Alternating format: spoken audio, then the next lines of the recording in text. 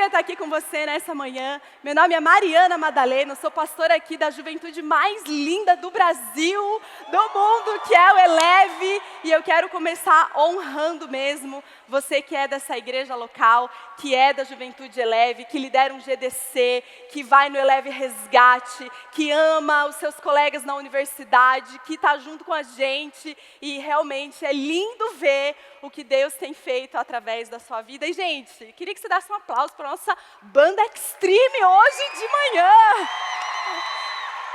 É lindo demais, né? Ver o que Jesus tem feito através em nós e nessa juventude tão linda. Então, hoje eu tenho aqui a incumbência de dar essa primeira mensagem com você essa manhã, mas eu tenho certeza que esse dia inteiro Jesus preparou coisas muito especiais para vocês. Pode fechar seus olhos? Vamos orar mais uma vez? Senhor Jesus, obrigada pela tua presença. Obrigada, Espírito Santo, porque o Senhor está aqui. Obrigado pela tua santa palavra que é viva e produz algo em nós. Encontra o nosso coração disposto, a nossa mente aguçada e alinhada. Aquilo que o Senhor quer falar, revelar, mostrar para a gente nessa manhã. Em nome de Jesus. Amém. Amém. Não sei você, mas eu estou vendo que nessa conferência, nesse tempo juntos, Jesus tem falado muito sobre chamado, não é? E é engraçado, porque hoje eu vou te falar a mesma coisa. Quando Jesus te chama, eu não sei, o Espírito Santo está querendo insistir alguma coisa com você e comigo. Eu quero lembrar com você o texto de Mateus 4,18. E um texto muito conhecido de todos nós. Quando Jesus encontrou e chamou os seus primeiros discípulos. E a gente lê assim a partir do verso 18. Andando à beira do mar da Galileia, Jesus viu dois irmãos, Simão, chamado Pedro, e seu irmão André. Eles estavam lançando redes ao mar, pois eram pescadores. E disse Jesus: sigam-me, e eu os farei pescadores de homens. No mesmo instante, eles deixaram as suas redes e os seguiram. Indo adiante, viu outros dois irmãos, Tiago, filho de Zebedeu, e João, seu irmão. Eles estavam no barco com o seu pai Zebedeu, preparando as suas redes.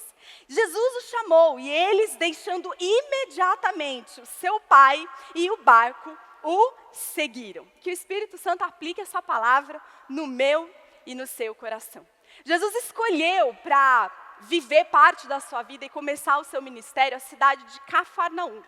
A cidade de Cafarnaum fica ali à beira do mar da Galileia, que na verdade é um grande lago ali, ou mar de Tiberíades, ao norte ali de Israel, uma região muito linda, assim, com as palmeiras e a praia e aquela paisagem litorânea, sabe? A gente vê os pássaros voando no céu. É muito lindo aquele lugar, né? E Deus abençoe Israel, né, gente? Estamos orando, Deus abençoe aquela terra, declaramos paz sobre Israel, em nome de Jesus, sobre aquele povo abençoado, assim oramos.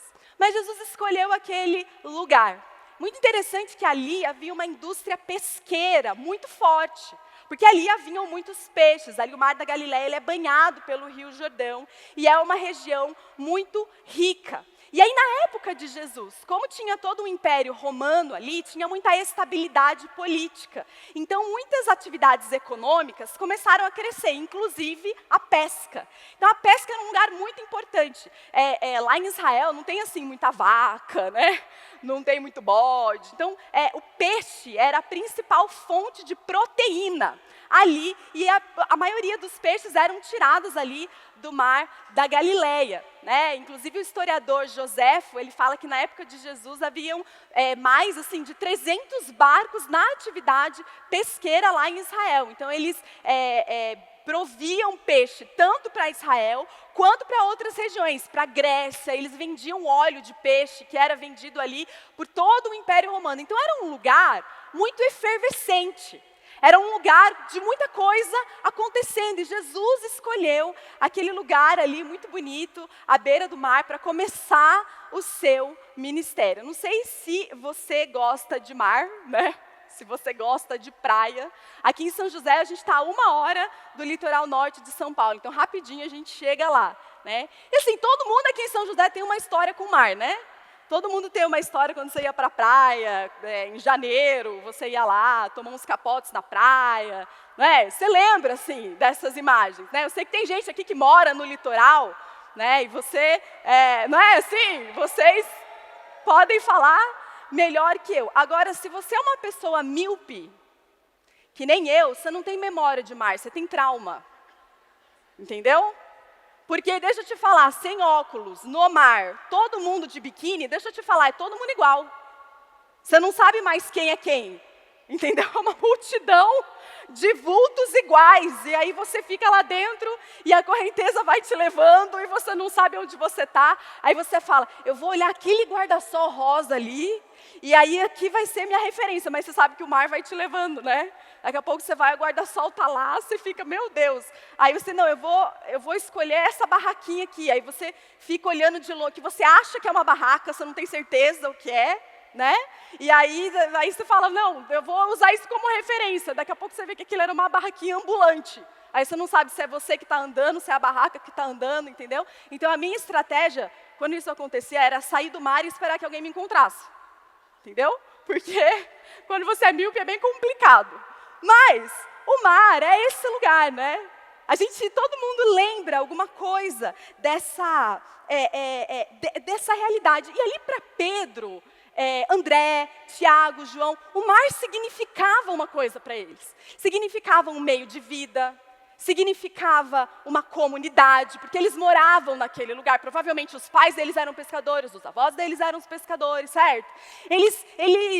Aquilo era um meio de vida, aquilo era uma cultura, não é verdade? Gente, os discípulos eles tinham cheiro de peixe, a roupa deles tinha cheiro de peixe, sabe?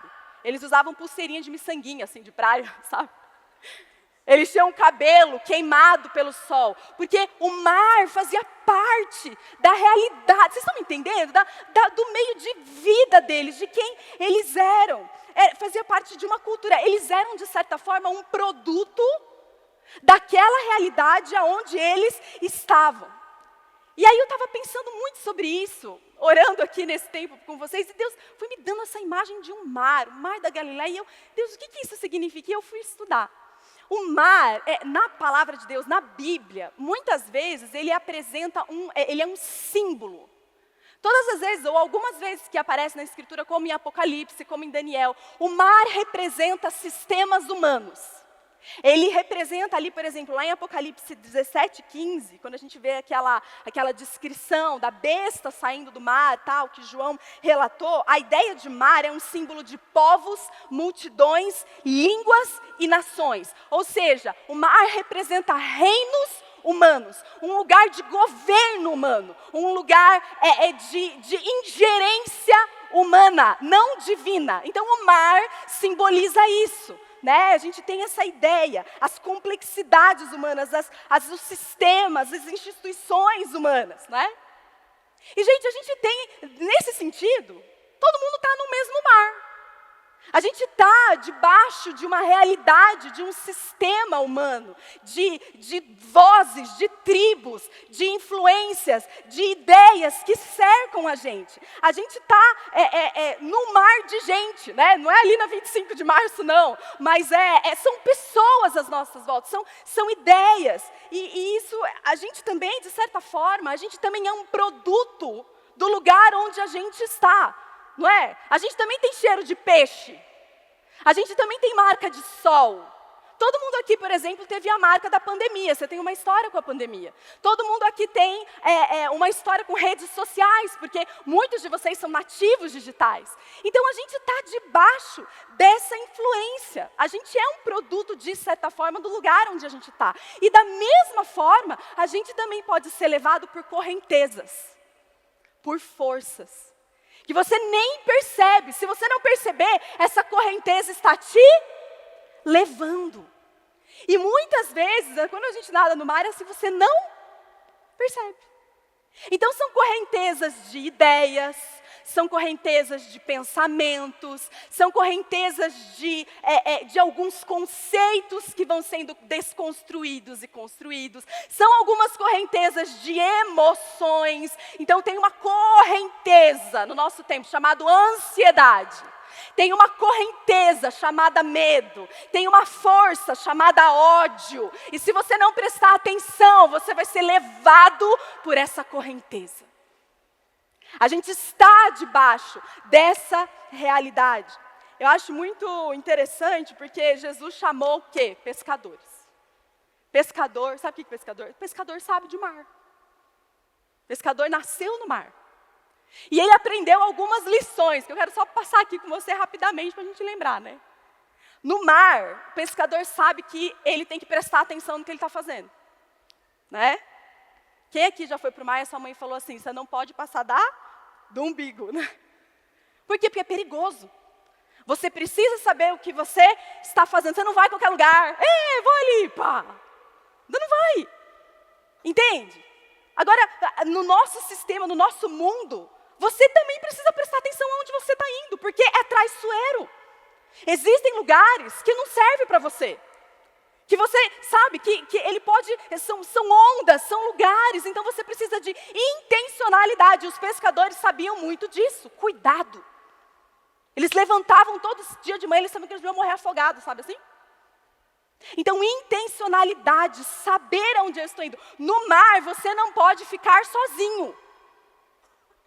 Jesus não chamou só Pedro, Jesus chamou André e Pedro. Tiago e João, por quê? Porque eles andavam de dupla. Porque pescador não pesca sozinho. Presta atenção aqui. Pescador, você que vai ser um pescador de homens, não pesca sozinho. Pescador não anda sozinho. Por quê? Porque é perigoso. Seu chamado, ele é recebido individualmente, mas ele é vivido em coletividade. Você não anda sozinho no mar. Não se arrisca a pegar um barco e uma rede sozinho lá não, hein? É perigoso. Na Judéia, eles pescavam com 2 barcos. Eram 2 barcos, eles colocavam a rede, eles passavam a rede. Os 2 barcos conseguiam, então, levantar aquele grande peso. Então, no mar, você não anda sozinho. Você precisa de gente. Então, os seus discípulos, eles tinham um senso de comunidade muito grande. Eles sabiam que andar perto de gente é uma questão de sobrevivência.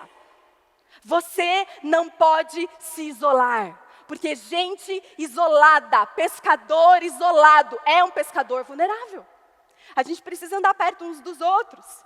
Agora, uma coisa assim, que é meio óbvia, mas é verdade. O pescador sabe que a água do mar não mata a sede. O mar, você olha, meu Deus, aquela água, aquela imensidão, aquela abundância. E você trabalhando lá o dia inteiro, você suando, você fica com sede. Mas eles que eles andavam com aqueles cantis assim, né? Meio velhos, assim, aquela água. E só tomava daquela água. Porque ele sabia que não podia tomar água do mar. Presta atenção, o mar, ele representa um sistema humano. E muitas vezes a gente está nesse mar, a gente está nessa realidade, achando que a gente pode matar a nossa sede com a água do mar. Sabe, esse próprio sistema humano gera sede em você, gera cansaço em você, gera algumas coisas. E aí você pode ser tentado a beber de aplauso, beber de sexo fora do contexto de Deus, beber de droga, beber de aceitação dos outros, beber de alguma coisa. Mas sabe o que acontece? Você fica com mais sede ainda. Então, quando Jesus veio, ele disse, eu sou a água da vida. Gente, agora sim, todo mundo tem que ir para o mar, a gente está no mar, a gente tem que trabalhar. Você tem que trabalhar, daqui a pouco você vai voltar para a sua escola, para a sua universidade, para a sua cidade. Você tem que voltar para a sua realidade. Você não vai viver nessa bolha aqui para sempre. Mas entenda, o lugar do seu chamado não é o lugar da sua autorrealização. O lugar do seu chamado não é o lugar da sua autossatisfação, porque não mata a sua sede. E os pescadores, eles sabiam muito bem disso. E eles estavam lá vivendo a vida deles, fazendo o que eles sempre faziam. Mas algo aconteceu. Jesus passou por ali. Um dia eles estavam ali naquela praia, trabalhando, puxando as redes, e Jesus passou por ali. Gente, quando Jesus passa, tudo muda. Tudo muda. Ele mexe com a rota da sua vida. Eu lembro que eu cresci na igreja, sou filha de crente, neta de pastor. Eu nunca neguei a fé, nunca saí da igreja, mas em algum momento na minha juventude, eu achei que ter uma boa faculdade, que ter um bom emprego, que ter um namoro legal, que me vestir bem, que ter um certo tipo de status social, isso me fazia melhor do que os outros. De alguma forma. Mas sabe o que aconteceu? Jesus passou por ali. E aí tudo mudou. Então, quando Jesus vem, eu acredito que Ele está vindo nessa manhã, Ele está andando aqui no nosso meio nessa manhã, Ele está olhando para você na sua realidade, no seu mar, na sua ocupação, nos seus sonhos, na sua cultura, na sua luta. Ele está passando e Ele tem um chamado para você. Ele tem um convite para você. E qual vai ser a sua resposta? Aí Jesus disse assim, né? Sigam-me. E eu os farei pescadores de homens. Então eu quero falar 3 coisas com você. Jesus pediu para seguir. Jesus pediu para se tornar. E Jesus pediu para eles ressignificarem. Jesus falou, sigam-me, né? Primeira coisa, Jesus falou, sigam-me, vem. Eu gosto muito do texto de 2 Timóteo 1,9 que fala assim, Jesus nos salvou e nos chamou com uma santa vocação. Não em virtude das nossas obras, mas por causa da sua própria determinação e graça dada em Cristo Jesus. Gosto muito desse nome, vocação. Muita gente aqui que está pensando, né, qual é a minha vocação? O que eu vou fazer? Será que eu vou para o college? Será que eu vou estudar arte? Será que eu vou fazer biologia, medicina? O que eu vou fazer? Dentro do meu, qual é a minha vocação? Essa palavra vocação vem do latim vocare, que significa mesmo alguém te chamando, alguém adivelmente te chamando. Mariana, é um vocário, é uma vocação. Presta atenção nisso aqui. A vocação não vem de dentro de você, a vocação vem de outro.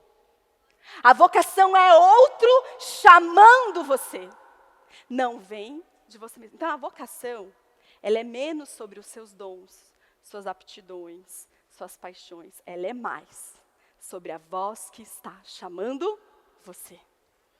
Um chamado. Sabe, um chamado, uma voz. Muitas vezes, sabe, a gente tem coisa na nossa vida cristã que a gente conquista. Só disciplina conquista algumas coisas. Seu posicionamento define algumas coisas. Suas escolhas de estarem aqui, elas conquistam coisas na sua vida. Tem coisa na vida cristã que você conquista, mas tem coisa na vida cristã que você recebe. Veja bem, Davi matou Golias. Ele conquistou, ele tacou uma pedra, né? Ele conquistou a morte do leão, a morte do urso, ele matou Golias, ele conquistou isso. Mas veja, ele recebeu o manto de Jonatas. Nem tudo na vida cristã você conquista, tem coisa que você recebe. Então não é você que produz, não é você que vai, a gente não anda sozinho. É por isso que você precisa estar debaixo de uma cobertura espiritual. É por isso que você precisa estar debaixo de uma paternidade espiritual. É por isso que você precisa de Samuel na sua vida, de Jonatas na sua vida. Porque tem coisas que você vai receber para reinar. Ninguém vem do nada, ninguém conquista tudo do nada.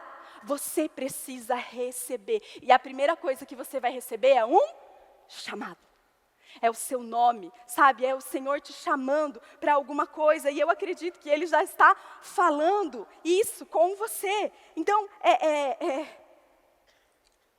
a gente precisa discernir a voz do Espírito Santo entre todas as outras vozes. O mar é um lugar barulhento, com correnteza, com barulho, com barco batendo. É barulhento. A gente precisa aprender a silenciar a nossa voz e deixar o Espírito Santo falar com você. Deixa Ele falar com você. Faz isso agora mesmo. Pergunta para Ele, você não está aqui por acaso, você não está aqui por causa de uma conferência. Você está aqui porque o Espírito Santo quer falar algo no seu coração. Pergunta para Ele, Espírito Santo, o que o Senhor quer me dar nessa manhã? Espírito Santo, qual é o lugar? Espírito Santo, qual é a direção? Aprenda a discernir a voz dEle no seu coração. Sigam-me. Gente, seguir é uma palavra maravilhosa. É lindo seguir. Porque se você segue, você não precisa validar o seu chamado. Você não precisa validar você mesmo. Você não precisa se comparar com ninguém. Você não precisa achar que você é menos do que ninguém. Você não precisa provar nada para ninguém. Sabe por quê? Porque você está seguindo. Você só está seguindo o que Jesus disse para você. Então a gente tem que parar, sabe, às vezes de tentar manipular, de tentar produzir, de tentar se achar, de tentar fazer alguma coisa, quando o nosso papel primordial é seguir. Eu sou uma seguidora de Jesus. Eu não sei quando, eu não sei onde, eu não sei aonde Ele vai me levar, eu não sei se Ele vai me levar a outra nação, eu não sei se Ele vai me dar uma profissão, se vai ser empresário, se vai ser uma missão. Eu estou seguindo Jesus. É simples. Você precisa ter essa convicção, porque muita gente vai chamar você a seguir alguém, a seguir uma ideia. Se você for para a universidade não sabendo a quem você segue, muitos caminhos vão ser dados para você. Quem você decide seguir é uma decisão só sua, é uma convicção sua. Ninguém pode decidir por você. Eu decido seguir. Agora, quando tem uma convicção, né? Nada pode derrubar. Segundo a parte dessa frase é você se tornar. O chamado é seguir, mas o chamado é um chamado para se tornar. Eu vos farei pescadores de homens. Eu vos farei. Você tem que se tornar. Você tem que se tornar uma outra pessoa. Gente, chamado não é uma função que você exerce, é uma identidade que você vive. Você é. Jesus não está interessado na sua performance, só no seu trabalho. O chamado dá muito trabalho, gente. Mas novamente, sabe, a gente precisa primeiro ser quem Jesus chamou a gente para ser. A gente quer trazer para a gente, né? Não, eu vou fazer, eu vou ler, eu vou pregar, eu vou fazer um monte de coisa. Você imagina um monte de coisa, você faz histórias imaginárias, né? Como que vai acontecer? Eu sei que você faz isso, tá bom? Você cria histórias imaginárias na sua vida como é, e 99,9% não vai ser como você pensou, né? Na sua vida. Mas Deus, Ele quer transformar você. Ele fala, sem mim nada podeis fazer. Então a gente precisa se colocar debaixo do que Ele quer colocar na gente mesmo. É muito legal, porque nesse texto, ele está em Mateus, mas quando você lê em João, a gente vê que André já seguia João Batista. Então André, ele já tinha um conhecimento da palavra de Deus, né? Ele já tinha um conhecimento de quem o Messias é, e ele que falou para Pedro de Jesus. E aí a gente lê lá em João 1, que Jesus olhou para ele, está lá no verso 41. O primeiro que ele encontrou foi Simão e seu irmão. Ele disse, achamos o Messias, isso André, né? Isso é o Cristo. E André levou Pedro a Jesus. E Simão olhou para ele e disse, você é Simão, filho de João. Será chamado Cefas, que significa Pedro. Presta atenção nisso aqui. Antes dele dar uma função, pescadores de homens, Jesus mudou o nome de Pedro. É uma identidade. Chamado é quem você se torna. E você está se tornando em um novo nome que Jesus está dando para você. Ele falou, você é Pedro, você é Cefas, você é o The Rock, né? Você é Petrus. E quando Pedro estava lá no rolê no começo dos discípulos, eu fico imaginando, né? O pessoal estava lá, ô Pedro, pega o sal para mim. Aí o Pedro estava lá comendo. Pedro, ô Pedro. Aí ele lembrava, nossa, é verdade, eu sou o Pedro. Porque eu era Simão, sabe assim? Eu era Simão. E às vezes a gente se sente desconfortáveis com os novos nomes que Deus deu para a gente. A gente precisa se acostumar, sabe assim? Gente, você precisa começar a se chamar pelo nome que Jesus está chamando você. Você precisa trazer isso para a sua vida. Eu sou Pedro. Você, sabe quem é você? Você é amado. Você é filho. Você é aceito, você é protegido, você é capacitado, você não é rejeitado, você é capaz, você tem dons, você é santo em nome de Jesus. A gente precisa entender, eu sou santo, não Não é uma coisa assim, não, eu vou tentar, não, eu sou. Então eu vou viver o meu chamado a partir daquilo que eu sou, do nome que Deus me deu. Eu rejeito os nomes que deram para trás para mim, eu aceito e eu vivo e eu exerço esse novo nome. Qual é o nome que Deus tem chamado você? Chamado é se tornar, aleluia. Não é ser, pastor, não é ser apóstolo, não é ser quem você é. Sabe por quê? Porque, na verdade, assim, é a sua identidade que certifica o seu chamado. Não é o seu chamado que certifica a sua identidade. Eu sou, então eu faço, então eu tenho autoridade, então eu exerço. Mas às vezes a gente troca. Às vezes a gente acha que, puxa, se eu colocar uma carinha gospel, né, um jargão gospel, se eu usar camiseta leve, se eu falar igual o pastor tal, então eu vou me tornando essa pessoa a partir de quem eu sou externamente. O mundo está cansado de cascas vazias. A gente precisa vir de dentro para fora. Mas você precisa aceitar o chamado de ser quem Jesus chamou você para ser. Deixa eu falar para você. Jesus já perdoou aquele pecado. Você é perdoado. Eu sinto aqui no meu coração, você carrega uma culpa. Toda a sua culpa está ali na cruz. A cruz define você. O sangue define você. A filiação define você. A liberdade define você. Precisamos urgentemente de pescadores de homens que sabem quem eles são. Eu estou me tornando, eu estou nascendo, eu vou de glória em glória, eu ainda não sou perfeita, mas nesse processo, Jesus está comigo e eu vou com Ele, eu estou seguindo Jesus, e um dia eu vou ser completamente salva com Ele, eu estarei com Ele, enquanto isso eu vou arrastando minha rede e levando um monte de gente junto. É isso.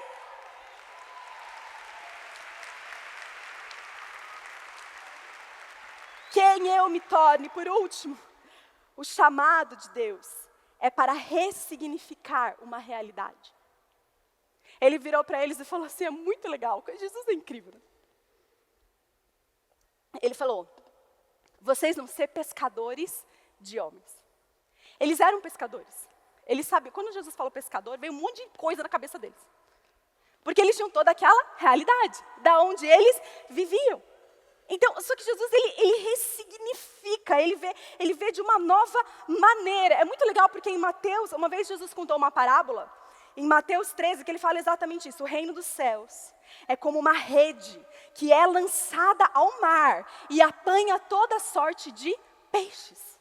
Esse mar é esse mundo e o reino de Deus está ali. Então ele mudou a consciência, ele mudou a mentalidade, ele mudou o pensamento dos discípulos acerca da realidade deles. E o chamado de Deus para a gente é justamente isso, é Deus mudar, ressignificar. Será que Jesus não quer nesse tempo que você passe a olhar a sua realidade por um novo olhar, uma perspectiva dele? Será que Ele não quer que você ressignifique como você tem visto a sua escola? A sua escolha profissional? Às vezes a gente, não, eu vou escolher porque esse aqui dá mais dinheiro, esse aqui é mais seguro. O que eu vou fazer ano que vem? Aonde eu vou dedicar o meu tempo? Será que Ele quer que você ressignifique o relacionamento com os seus pais? O relacionamento com os seus irmãos? Será que Ele quer que você ressignifique os seus sonhos? As suas aspirações? Será que Ele quer que você ressignifique a sua personalidade? Porque às vezes você se esconde, por trás de, não, eu sou tímido, não, eu sou extrovertido, mas tem umas falhas de caráter ali que você nunca trata. Jesus quer ressignificar, Ele quer que você veja de uma nova maneira, Ele quer que você veja esse mar cheio de dor, cheio de guerra, cheio de incertezas, cheio de dúvidas, cheio de correnteza, cheio de trem esquisito que mora no mar. Sabe assim? Ele quer que você veja que ali o reino vai se manifestar.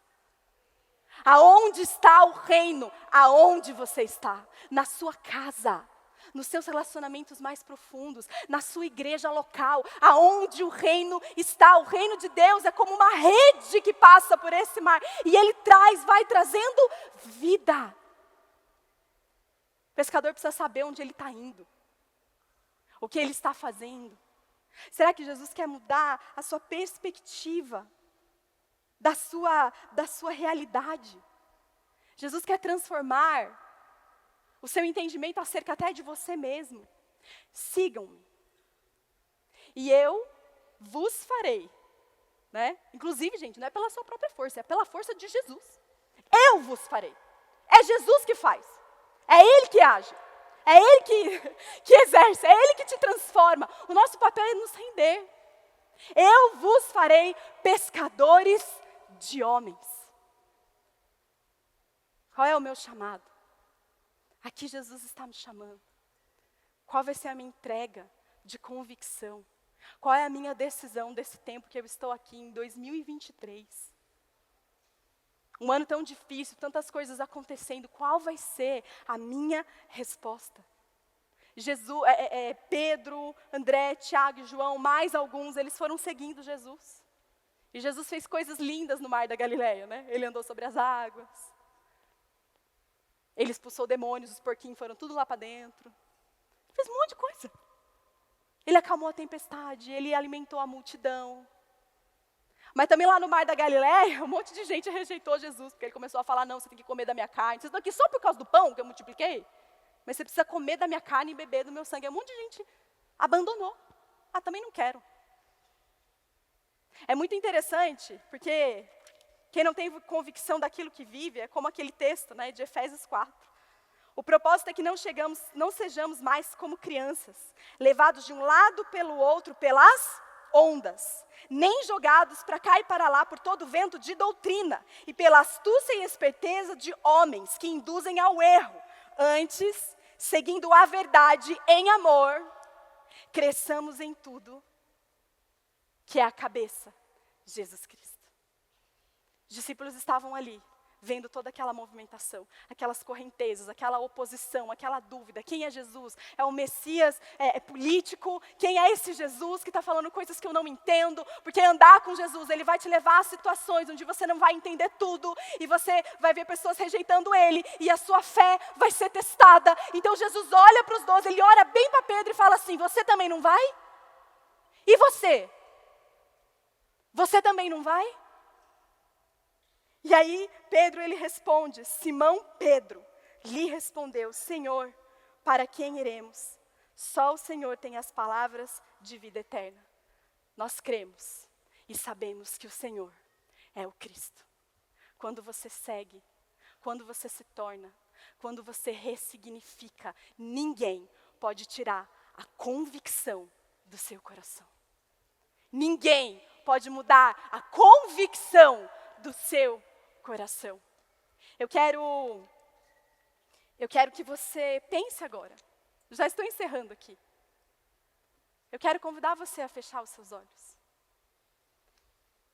E eu quero que você pense aonde você está diante desse mar. A Bíblia diz que Pedro e Simão e André, eles estavam no mar, assim, jogando as redes. Eles estavam no meio do trabalho, eles estavam ali exercendo, e talvez você está assim. Você está trabalhando, você está estudando, você está ali, sabe, lutando para conseguir conquistar as suas coisas, você está avançando, está tentando fazer decisões de santidade, você está ali, você está com a sua rede no mar. Tiago e João, eles estavam lavando as redes, eles estavam preparando as redes antes de entrar no mar. E talvez você esteja preparando as suas redes. Talvez você está pensando, que universidade que eu vou fazer? Eu não sei qual é a vontade de Deus para a minha vida. Você tem orado sobre isso, você tem procurado entender a vontade de Deus.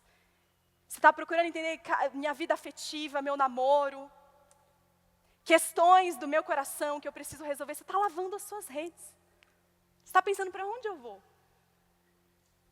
Talvez uma fase que nunca mais volte na sua vida. Talvez você está ali na beira da praia, e você está como Pedro, cerca de 3 anos depois, porque Jesus morreu, ele não sabia para onde ir, ele negou Jesus, ele errou, ele pecou, ele estava mais decepcionado, na verdade, com ele mesmo, e ele estava ali no mar da Galileia, pegando as redes de novo. Talvez você seja essa pessoa, pensando, o que eu fiz? Esse lugar aqui do meu chamado, tanta história para contar. Talvez você carrega, sabe, os rasgos dos anzóis na sua mão. Talvez sua mão está marcada pelas redes que você puxou. Qual que é o seu mar? Alguns de vocês, você está no meio da tempestade. As ondas estão vindo contra você, vem uma notícia de um diagnóstico, vem uma notícia difícil, vem uma notícia que está mexendo. Você foi levado pela correnteza, levado por, sabe, esse sentimento de medo, de ansiedade. Você tem lutado com isso. No meio da tempestade, você está lá, eu vou morrer. Mas a boa notícia é que Jesus passou por ali. Jesus andou por ali. Ele andava sobre aquelas areias, né, tão bonitas. Ele andava com serenidade, o vento vindo contra a face dele. E ele avistou de longe. E eu quero dizer que hoje, Jesus está andando nesse lugar e Ele te viu de longe. E Ele está chegando perto de você. Ele está se aproximando de você. E Ele está te chamando pelo nome. Mariana, Pedro, Marcos, Rafael. Me siga. Você quer me seguir? Você quer dizer sim? Se você disser sim, eu vou fazer de você um pescador de homens. Se você dizer sim, eu vou fazer de você alguém que traz o reino de Deus. Talvez no lugar onde você está, na realidade onde você está, com as limitações que você tem. Mas todo convite, na verdade todo chamado é um convite. Porque Jesus, Ele nunca impõe algo sobre você, Ele sempre te dá uma oportunidade de resposta.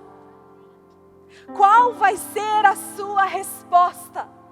Eu tenho no meu coração que nessa manhã, nesse tempo, Jesus tem falado algumas coisas para você. Ele tem te chamado, Ele tem te convidado, Ele tem chamado você no seu barco, no seu mar. E Ele está falando, você quer vir? Você quer dizer sim? Para alguns isso vai incluir uma mudança de escolhas da sua faculdade, do seu namoro, do seu relacionamento, eu não sei.